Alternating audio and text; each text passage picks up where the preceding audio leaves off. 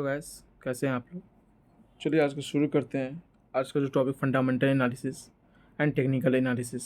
Okay, देखिए fundamental में क्या होता है कि कोई भी कंपनी, सपोज एसबीआई हो गया या एचडीएफसी हो गया, कोई भी कंपनी हो गया, ओके, उसका क्या होता है कि फंडामेंटल होता है कि बैलेंस शीट, फंडामेंटल एनालिसिस, मतलब जो लॉन्ग टर्म इन्वेस्ट करते हैं या शॉर्ट टर्म इन्वेस्ट करते हैं तो वो बहुत ज़रूरी रहता है फंडामेंटल एनालिसिस के लिए। और टेक्निकल एनालिसिस क्या होता है, जो हम लोग डेली ट्रेडिंग करते हैं, इंट्राडे हो गया या ऑप्शन ट्रेडिंग हो गया, तो इसके लिए टेक्निकल एनालिसिस बहुत इंपॉर्टेंट होता है। ठीक है, कौन कौन न्यूज़ से या कौन कौन चीज़ से इफ़ेक्ट पड़ता है फंडामेंटल पे और टेक्निकल पे, आज उसी के बारे में हम लोग डिस्कशन करेंगे। Okay, most useful predict long term trend. Okay, इसमें क्या होता है कि अगर इन्वेस्टमेंट कर रहे हैं लॉन्ग टर्म के लिए, ठीक है, या शॉर्ट टर्म के भी इन्वेस्टमेंट कर रहे हैं, तो ये क्या होता है कि फंडामेंटल इस पर देखना पड़ता है। अगर शॉर्ट टर्म या लॉन्ग टर्म के लिए इन्वेस्टमेंट कर रहे हैं तो उसके लिए फंडामेंटल देखना पड़ता है। ठीक है, अगर शॉर्ट टर्म के लिए इन्वेस्टमेंट कर रहे हैं तो उसमें क्या क्या देखना पड़ता है, प्रेडिक्ट करना पड़ता है, शॉर्ट टर्म ट्रेंड को देखना पड़ता है। जैसे कोई भी ट्रेंड, यानी कि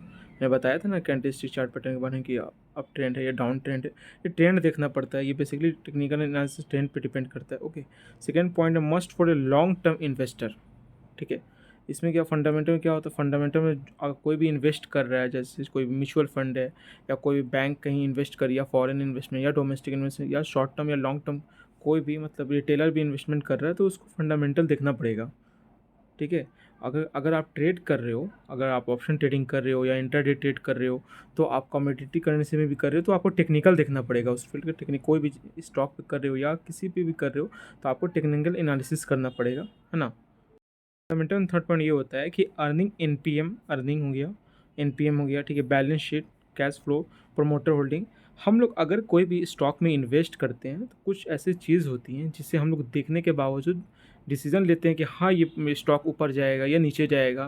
तो वो कुछ चीज़ है, जैसे कि अर्निंग, कितना अर्न हो रहा है। ठीक है, जैसे कोई भी आप लोगों को पता है, कोई भी XYZ कोई भी कंपनी है, ठीक है, उस आपका कोई भी कंपनी है तो उसका 3 महीना पे उसको क्वार्टरली रिजल्ट, कोई भी कंपनी XYZ तो उसका क्वार्टरली रिजल्ट हर 3 महीना पे आता ही आता है। ठीक है, तो उसमें हम लोग अगर कोई इन्वेस्टमेंट कर रहा है तो उसमें हम लोग ये देखते हैं, थर्ड पॉइंट ये है कि अर्निंग, एनपीएम क्या है, बैलेंस शीट क्या है, बैलेंस शीट क्या बोल रहा है, कैश फ्लो कितना है, प्रोमोटर होल्डिंग कितना है। ठीक है, बेसिकली प्रोमोटर होल्डिंग अगर 75% के ऊपर है तभी हम लोग कोई भी स्टॉक में इन्वेस्ट करते हैं, या म्यूचुअल फंड है, म्यूचुअल फंड ने या फॉरेन इन्वेस्टमेंट ने इन्वेस्ट किया हुआ है तो उस वो देखने के बाद भी हम लोग निर्णय लेते हैं कि हाँ चलिए अब इसमें इन्वेस्ट कर सकते हैं। ठीक है, 75% बेसिकली रहता है प्रमोटर का होल्डिंग। अगर कोई भी कंपनी है, सपोज़ मेरा ही कोई कंपनी है, A to Z ले लीजिए, अगर मुझे खुद पे बिलीव नहीं है, अगर मैं अपना पूरा शेयर मार्केट में ला दिया, ओके, तो अंदर से कुछ ना कुछ प्रॉब्लम होगा तभी तो मैं ऐसा कर रहा हूँ कि कंपनी नहीं चल पा रहा है। जब मुझे अपने पे ट्रस्ट नहीं है तो मैं फिर मैं ऐसा ही करूँगा कि 75% अगर होल्डिंग है मेरा तो उसको मैं 20 या 10% कर दूँगा, बाकी सारा होल्डिंग को पब्लिक में कर दूँगा। ओके, इसमें क्या होता है, external volume band, EMA, stochastic, RSI, Fibonacci. ठीक है, ये सब एक ट्रेंड का नाम है। वॉल्यूम बैंड हो गया, EMA हो गया, ठीक है, स्टोचस्टिक हो गया, RSI रिलेटिव स्ट्रेंथ इंडेक्स हो गया, फिबोनाची पैटर्न हो गया। ठीक है, ये सबसे देखने के बावजूद हम लोग टेक्निकल एनालिसिस करते हैं। ठीक है, जैसे ट्रेडिंग, ऑप्शन ट्रेडिंग हो गया। नेक्स्ट है fundamental do not change based on external. कोई बाहर का न्यूज़ आता है, जैसे कुछ भी हो गया मतलब, तो उसमें फंडामेंटल पे कोई इफेक्ट नहीं पड़ता है। ठीक है, इसमें क्या होता है कि कोई भी एक्सटर्नल न्यूज़, कोई बाहर का न्यूज़ आता है तो उससे टेक्निकल पे इफेक्ट पड़ सकता है। ओके, टेक्निकल पे इसलिए इफेक्ट पड़ेगा क्योंकि जाहिर सी बात है, प्राइस एक्शन पे डिपेंड करे, वॉल्यूम पे बेस्ड होगा। ठीक है, अब कोई भी न्यूज़ आता है बाहर से कि हाँ ये दिस दैट है, तो टेक्निकल पे इफेक्ट ज़्यादा पड़ता है बजाय फंडामेंटल लॉन्ग टर्म के। ओके, और फिफ्थ पॉइंट है हम लोग का, not much fundamental analysis for commodities. ठीक है, कमोडिटीज़ के लिए ज़्यादा फंडामेंटल एनालिसिस नहीं होता है। ठीक है, फॉर कॉमेट इसमें क्या होता है, technical for commodities there only technical analysis and indicator.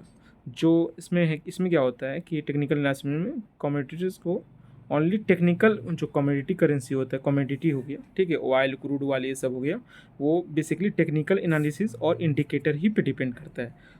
ये दोनों को देखने के बाद ही अपन अंदाज़ा लगा सकते हैं कि ये ऊपर की तरफ जाएगा या नीचे की तरफ जाएगा। नेक्स्ट है is predictability for long term investment. Okay, ये लॉन्ग टर्म इन्वेस्टमेंट के लिए वही फंडामेंटल, और ये टेक्निकल है शॉर्ट टर्म इन्वेस्टमेंट के लिए, ट्रेड व्रेड कर रहे हैं, इंट्राडे हो गया, ऑप्शन ट्रेडिंग हो गया। नेक्स्ट है depend on financial statement brokerage analysis and news report. ठीक है, जो फंडामेंटल है ये डिपेंड रहता है किस पे, ब्रोकरेज पे, ब्रोकरेज एनालिसिस, ठीक है, फाइनेंशियल स्टेटमेंट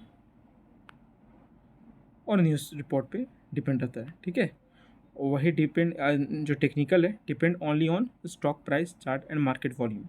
मार्केट वॉल्यूम इन डेली बेसिस पे कितना ट्रेड हो रहा है, वॉल्यूम यानी कि बायर और सेलर कितना एक्टिव है, ठीक है, उस पर डिपेंड करता है। ठीक है, ये क्या करता है, इन brokerage analysis and news report पे डिपेंड करता है। ओके, नेक्स्ट है understand pattern is company financial performance.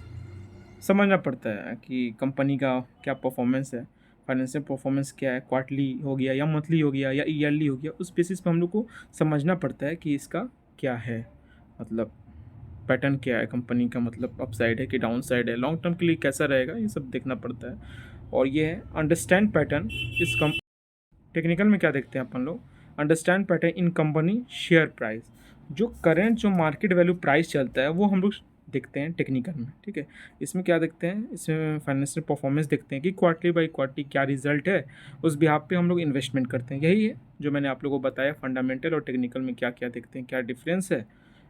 Okay, channel के सपोर्ट के लिए लाइक शेयर सब्सक्राइब कर दीजिएगा, ऐसे वीडियो आता रहेगा। Thank you so much.